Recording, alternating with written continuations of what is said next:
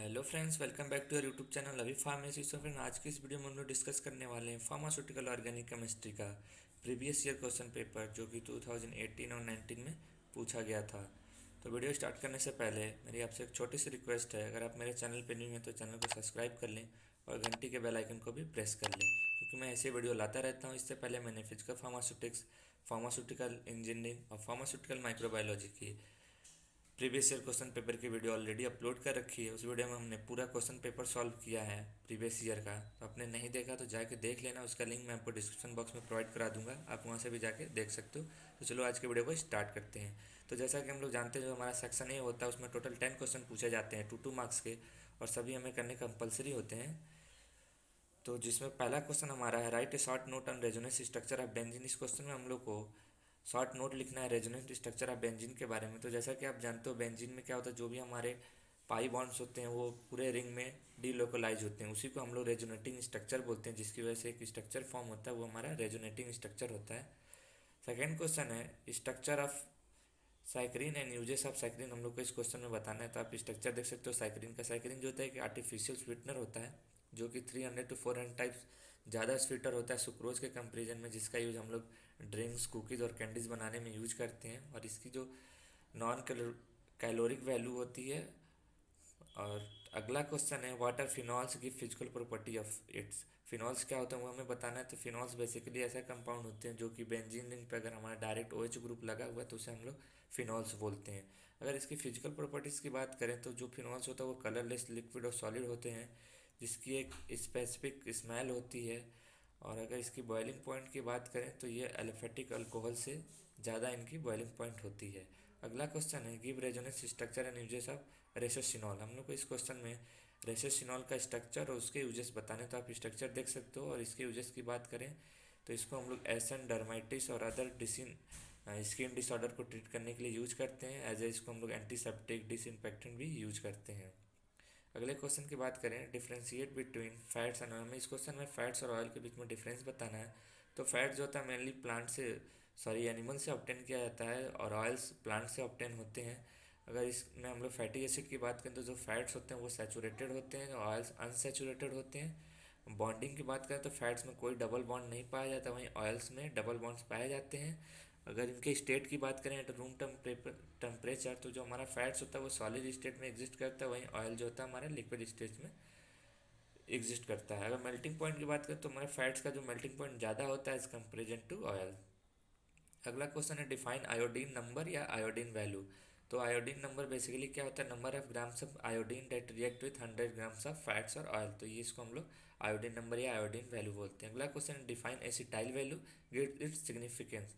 मैं इस क्वेश्चन में एसिटाइल वैल्यू बताना है, उसके क्या सिग्निफिकेंस है वो बताना है। तो बेसिकली क्या होता है acetyl value, amount in millimetre of KOH required to neutralize the acetic acid obtained by saponification of 1 gram of fats or oil after acetylation। अगले क्वेश्चन की बात करें तो what are the uses of triphenylmethane. हमें इस question में बताना है ट्राइफिनाइल मीथेन का क्या क्या यूजेस हैं। तो इसको हम लोग जो फोटो कॉपी कराते हैं उस कॉपिंग पेपर में इसका यूज़ किया जाता है। देन जो हम लोग प्रिंटर्स में इंक का यूज करते हैं उसमें इसका यूज़ किया जाता है। देन टेक्सटाइल एप्लीकेशन भी हैं। देन इसको हम लोग हेक्टोग्राफ में भी यूज करते हैं। अगला क्वेश्चन है give physical and chemical properties of naphthalene. इस क्वेश्चन में हम लोग को नेप्थलीन के फिजिकल और केमिकल प्रॉपर्टीज़ के बारे में बताना है। तो नेप्थलीन जो क्या करता है, स्लोली सब्लिमेट कर जाता है, और ये वॉलेटाइल नेचर का होता है, और ये इनसॉल्युबल इन वाटर होता है। तो एक वाइट क्रिस्टलाइन सॉलिड टाइप का ये पाया जाता है। अगर इसकी केमिकल प्रॉपर्टी की बात करें तो ये reduction, oxidation, electrophilic substitution reaction show करता है, जैसे नाइट्रेशन, सल्फोनेशन। अगले क्वेश्चन की बात करें define cycloalkanes. Cycloalkanes क्या होते हैं ये हमें इस क्वेश्चन बताना, जो कि हमारा आखिरी क्वेश्चन है आज का सेक्शन ए का। Cycloalkanes are saturated hydrocarbons या अल्केन्स बोलते हैं whose carbon chain form complete loop. तो ये साइक्लो अल्केन जो होते हैं वो कार्बन सेचुरेटेड हाइड्रोकार्बन जो होते हैं, जो कि एक क्लोज कार्बन लूप का फॉर्मेशन करते हैं। एग्जाम्पल देख सकते हो साइक्लोप्रोपेन, साइक्लोब्यूटेन। तो ये था सेक्शन ए के बारे में। आई होप आपको समझ में आ गया होगा। तो वीडियो थोड़ी सी हेल्पफुल लगे तो यार वीडियो को लाइक करना। अब हम लोग बात करेंगे सेक्शन बी की। सेक्शन बी को हम लोग एक्सप्लेन नहीं करेंगे, क्योंकि हम लोग इसको एक्सप्लेन कर लेंगे तो वीडियो बहुत लंबी हो जाएगी। तो आप एक बार देखते जाओ किस किस टाइप के क्वेश्चन पूछे गए हैं सेक्शन बी में। जो पहला क्वेश्चन है explain aromatic electrophilic substitution reaction in benzene. With respect to halogenation with mechanism. इस क्वेश्चन में हम लोग को एरोमेटिक इलेक्ट्रोफिलिक सब्स्टिट्यूशन रिएक्शन बताना है बेंजीन का विथ रिस्पेक्ट टू हेलोजिनेशन, और साथ में उसका मैकेनिज्म भी बताना है। तो आप देखते जाओ इसका आंसर क्या होगा। देन रिएक्शंस किस तरीके से होंगे इलेक्ट्रोफिलिक रिएक्शंस के, और हेलोजिनेशन का किस किस तरीके से हेलोजिनेशन होता है, क्या क्या स्टेप्स होते हैं वो सभी। उसके बाद हम लोग अगले क्वेश्चन की बात करते हैं जो कि हमारा सेक्शन बी का है, give structure synthesis reaction and uses of anthracene derivatives. इस क्वेश्चन में हम लोग को जो हमारे एंथ्रासिन के डेरिवेटिव्स हैं उसके स्ट्रक्चर सिंथेसिस और रिएक्शन एंड यूजेस के बारे में बताना है। तो आप जानते हो एंथ्रासिन का डेरिवेटिव्स हमारा हो गया एंथ्राक्यूनोन, एलिजेरिन। तो इसके स्ट्रक्चर सिंथेसिस और रिएक्शंस एंड यूजेस के बारे में बताना है। तो आप इसका सिंथेसिस दे सकते हो।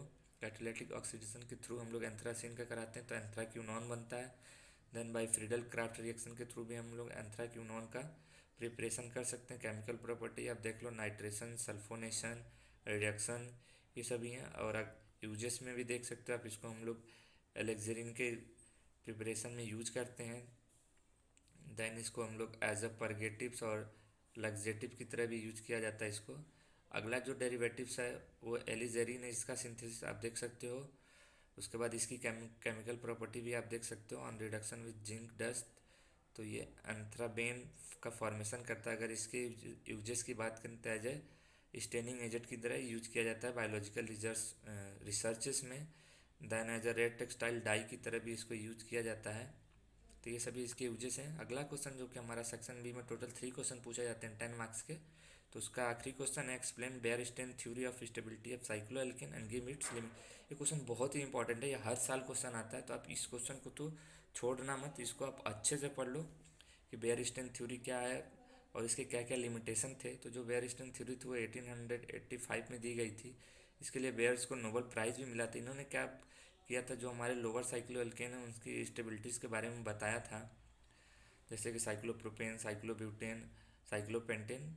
लेकिन जो हायर साइक्लोएल्केन होते हैं उस पर इनकी थ्योरी अप्लीकेबल नहीं थी। तो आप देख लो बेयरस्टेन थी, तो देन उसके आप लिमिटेशन देख सकते हो कि ये हायर स्टेन जो हमारे हायर साइक्लोएल्केन होते हैं उस पर ये फॉलो नहीं होती है। उसके बाद हम लोग सेक्शन सी पे बात करेंगे कि सेक्शन सी में टोटल 7 क्वेश्चन पूछे जाते हैं 7 मार्क्स के, जिसमें से हमें यानी 5 करने होते हैं। जिसका पहला क्वेश्चन है give the structure and uses of DDT, BHC and chloramine. इस क्वेश्चन में हम लोग डीडीटी, बीएचसी और क्लोरामाइन के स्ट्रक्चर यूजेस के बारे में बताना है। तो आप डीडीटी का स्ट्रक्चर देख सकते हो। आप इसका फुल फॉर्म भी याद कर लेना है क्योंकि ये 2 मार्क्स में भी क्वेश्चन पूछा जा सकता है। डीडीटी का स्ट्रक्चर और यूजेस आता है। तो इसको हम लोग एज ए इंसेक्टिसाइड की तरह यूज करते हैं। देन हम लोग इसको स्प्रेड ऑफ डिजीज़ को कंट्रोल करने में भी यूज करते हैं, जैसे मलेरिया, टाइफस, ये सभी इसके यूज हैं।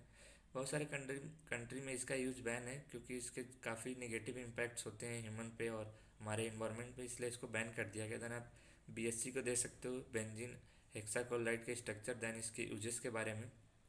ये भी 2 मार्क्स में क्वेश्चन पूछा जा सकता है। देन आप क्लोरामाइन का देख सकते हो स्ट्रक्चर क्या होता है और देन इसके क्या क्या यूजेस हैं। इसको हम लोग एज अ डिसइंफेक्टेंट यूज करते हैं फॉर वाटर के लिए। देन स्विमिंग पूल में जो भी हम लोग डिसइंफेक्टेंट यूज करते हैं वो यही होता है, क्लोरामाइन। देन इसको हम लोग एज अ ब्लीच की तरह भी यूज करते हैं। अगले क्वेश्चन की बात करें, define aromatic amines and give resonance structure of aniline, explain basicity of aromatic amine and effect of sustain. इस क्वेश्चन हम लोग को एरोमेटिक अमाइंस के बारे में बताना है। देन उसके रेजोनेंस स्ट्रक्चर जो कि एनिलीन का स्ट्रक्चर उसको बताना है। देन इसके बेसिसिटी के बारे में बताना है और इफेक्ट ऑफ सब्स्टिट्यूएंट का क्या होगा, इफेक्ट ऑफ अमाइंस पे, जो कि हमारे बेसिसिटी ऑफ अमाइंस पे क्या इफेक्ट होगा सब्स्टिट्यूएंट का, वो बताना है। तो आप इसको अच्छे से देख लो। आप इसको वीडियो को पॉज करके आप इसको लिख भी सकते हो। तो आप कमेंट बॉक्स में कमेंट करोगे तो मैं आप इसका पीडीएफ लिंक भी आपको प्रोवाइड करा दूंगा, जहाँ से आप इसे इजीली जाके डाउनलोड कर सकते हो। अगले क्वेश्चन की बात करें, why phenols are acidic in nature, explain effect of substituent on acidity of phenol. Phenols जो होते हैं हमारे एसिडिक इन नेचर क्या क्यों होते हैं और इसका क्या इफेक्ट होगा अगर हम सब्स्टिट्यूएंट का इसके एसिडिटी पे, वो बताना है हमें इस क्वेश्चन में। तो जो हमारे फिनॉल्स होते हैं बेसिकली फिनॉक्साइड आयन का जो फॉर्मेशन होता है उसकी वजह से एसिडिक इन नेचर होते हैं। उसके बाद से क्या इफेक्ट होता है सब्स्टिट्यूएंट का इसके एसिडिटी ऑफ फिनॉल पे, effect of electron releasing group या इलेक्ट्रॉन विदड्रॉइंग ग्रुप, तो क्या इफेक्ट करेगा इसके एसिडिटी पे, वो हमें इस क्वेश्चन में बताना है। तो आप इसको अच्छे से देख लो। अगले क्वेश्चन की बात करें, एक्सप्लेन सचेम और theory of stability of cycloalkane and give reaction of cyclopropane and cyclobutane. ये क्वेश्चन भी बहुत ही इंपॉर्टेंट है क्योंकि लास्ट यूनिट से यही बेयरस्टेन थ्योरी और सचेम और थ्योरी बहुत ही इंपॉर्टेंट है क्योंकि हर साल ये क्वेश्चन आता है। तो आप इन दोनों क्वेश्चन को तो छोड़ना मत, आप इनको अच्छे से पढ़ के जाना। तो जो सचेज एंड मोहर थ्योरी थी वो 1980 में दी गई थी, जो कि बेसिकली जो हमारे हायर साइक्लिक एल्केन्स होते हैं उनकी स्टेबिलिटी पे को डिफाइन करने के लिए। तो आप इसको भी अच्छे से पढ़ लेना कि सचेज मोहर थ्योरी क्या है और ये क्या क्या बताती है, किसके बारे में बताती है। तो सिंपली ये हायर साइक्लो एल्केन्स के बारे में बताती है। इसके अकॉर्डिंग जो हमारे साइक्लो एल्केन्स होते हैं वो 2 फॉर्म में एग्जिस्ट करते हैं, चेयर फॉर्म, बोर्ड फॉर्म। आप उनका स्ट्रक्चर देख सकते हो। और देन इसमें एक और क्वेश्चन था, reaction of cyclopropane and cyclobutane. जो हमारे साइक्लोप्रोपेन होते हैं और साइक्लोब्यूटेन होते हैं वो किस टाइप के रिएक्शन देते हैं उसके बारे में भी आपको इस क्वेश्चन में लिखना है। तो एडिशन रिएक्शन देते हैं, एडिशन ऑफ हाइड्रोजन हो गया, एडिशन ऑफ HBr या HI, ये सभी जो होते हैं हमारे साइक्लोप्रोपेन और साइक्लोब्यूटेन्स ये देते हैं। देन रिंग ओपनिंग रिएक्शन भी ये सभी देते हैं। तो आप इसको अच्छे से पढ़ लेना। अगले क्वेश्चन की बात करते हैं, give structure synthesis and importance of diphenyl methane. इस क्वेश्चन में हम लोग को डाईफिनाइल मीथेन के स्ट्रक्चर, उसके सिंथेसिस, देन उसके इंपॉर्टेंस के बारे में बताना है। तो आप इसका स्ट्रक्चर देख सकते हो डाईफिनाइल मीथेन का। उसके बाद इसके सिंथेसिस के बारे में हम लोग देखेंगे कि फ्रीडल क्राफ्ट कंडेंसेशन के थ्रू हम लोग कैसे डाईफिनाइल मीथेन का प्रिपरेशन कर सकते हैं। देन फ्रॉम डाईक्लोरोमीथेन एंड बेंजीन्स के थ्रू हम लोग कैसे डाईफिनाइल मीथेन का प्रिपरेशन कर सकते हैं। देन फ्रॉम बेंजोफिनॉन के थ्रू, जिसको उल्फ किस्नर रिडक्शन भी बोलते हैं।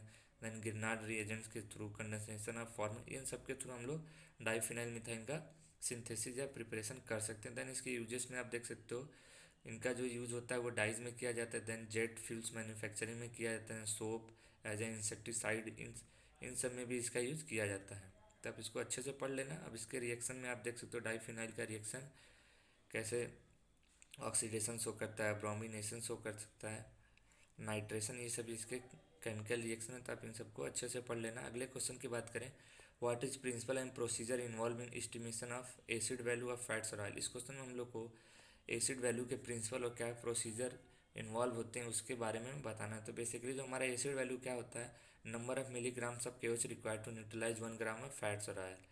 जो हमारा कितने ग्राम केओच रिक्वायर्ड होता है हमारे 1 ग्राम फैट और ऑयल्स को न्यूट्रलाइज करने के लिए, वही हमारी एसिड वैल्यू होती है। बेसिकली ये क्या इंडिकेट करती है कि कितने number of free fatty acid हमारे प्रेजेंट है, जैसे सैंपल में जैसे फैट हो गया ऑयल में, तो वो हमें एसिड वैल्यू से पता चलती है। अब इसका प्रिंसिपल अच्छे से पढ़ लेना, किस तरीके से हम लोग इसको आइडेंटिफाई करते हैं, क्या प्रोसीजर है, वो सब आप इसको अच्छे से पढ़ लेना। देन आप इसका फॉर्मूला देख सकते हो। उसके बाद इसके क्या क्या सिग्निफिकेंस है, आप ये सभी अच्छे से पढ़ लेना। अगले क्वेश्चन की बात करें, explain the principle involve in determination of saponification value of fats and oil. हमें इस क्वेश्चन में सपोनिफिकेशन वैल्यू का प्रिंसिपल बताना है और किस तरीके से हम लोग डिटरमाइन करते हैं किसी भी फैट और ऑयल सैंपल का सपोनिफिकेशन वैल्यू। तो सपोनिफिकेशन वैल्यू क्या होती है, number of KOH required to saponify 1 gram of fats और ऑयल। जितना ग्राम हमें केओच रिक्वायर्ड होता है 1 ग्राम और फैट और ऑयल को सपोनिफाई करने के लिए, उसी को हम लोग सपोनिफिकेशन वैल्यू बोलते हैं। क्या क्या प्रोसीजर है आप इसको अच्छे से देख सकते हो। देन इसका क्या फॉर्मूला है, आप इसको अच्छे से पढ़ लेना। देन इसके क्या सिग्निफिकेंस है, तो ये एक आइडिया देता है मॉलिकुलर वेट ऑफ फैट्स और ऑयल को आइडेंटिफाई करने के लिए। अगर इसमें जो हमारी सपोनिफिकेशन वैल्यू कम आती है तो देन जो हमारा फैट्स और ऑयल होगा उसका जो मॉलिकुलर वेट होता है वो ज़्यादा होता है। तो आई होप आपको समझ में आ गया होगा आज का क्वेश्चन पेपर, जो कि फार्मास्यूटिकल ऑर्गेनिक केमिस्ट्री का था, जो कि 2018 और 19 में पूछा गया था। तो आप इसको अच्छे से प्रिपेयर कर लेना, क्योंकि हर साल जो क्वेश्चन होता है वो प्रीवियस ईयर क्वेश्चन पेपर से ही रिपीटेड बहुत सारे क्वेश्चन होते हैं। तो आप इसको अच्छे से पढ़ लेना। आई होप आपको वीडियो अच्छा लगा तो वीडियो को लाइक करना, वीडियो को ज़्यादा से ज़्यादा शेयर करो, क्योंकि काफ़ी मोटिवेशन मिलता है। तो वीडियो को लाइक करना और चैनल पर नहीं हो तो चैनल को सब्सक्राइब कर लेना। मिलते हैं नेक्स्ट वीडियो में।